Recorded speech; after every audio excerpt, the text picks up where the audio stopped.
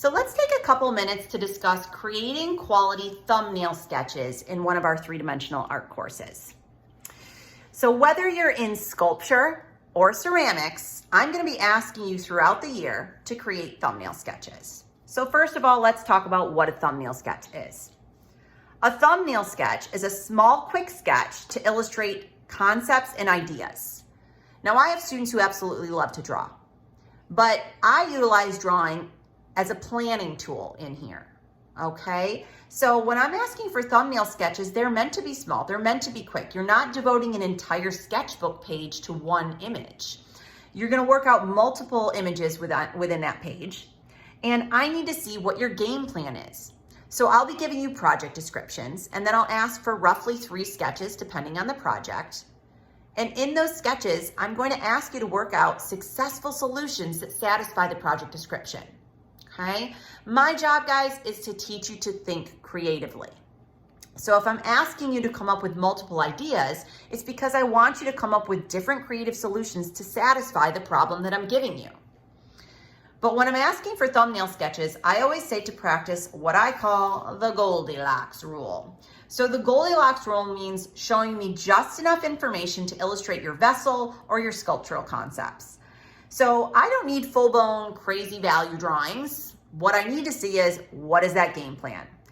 And when you're working throughout the class, as I am circulating the classroom, I'll see, okay, here's this student's sketch, and here's how I can help them with my instruction make that a reality.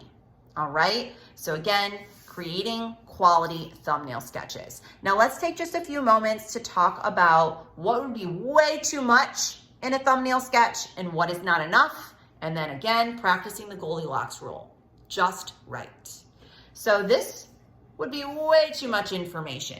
If a student came to me with 3 sketches like this, I'm thinking, oh my goodness, they spent way too much time showing me the vessel and the table it's resting on and where there's a cast shadow from the light hitting it and the tulip painting in the background. Way too much information. That's not a good thumbnail sketch. You spent way too much time illustrating that piece. Alternatively, this is not enough information. Too little, AKA a pile of poo.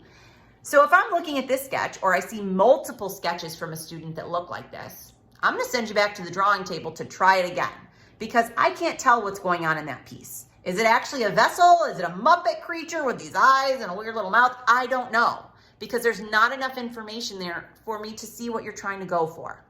And I'm gonna give you points not only for brainstorming, but following through with that brainstorm throughout the building process. So that is also not a good example for a thumbnail sketch. This, however, is perfect. That is just right. So if a student comes to me with 3 ideas that are drawn to this caliber, you're on the right track, okay? That is just right. Because I can very clearly see, all right, they're trying to create a vessel.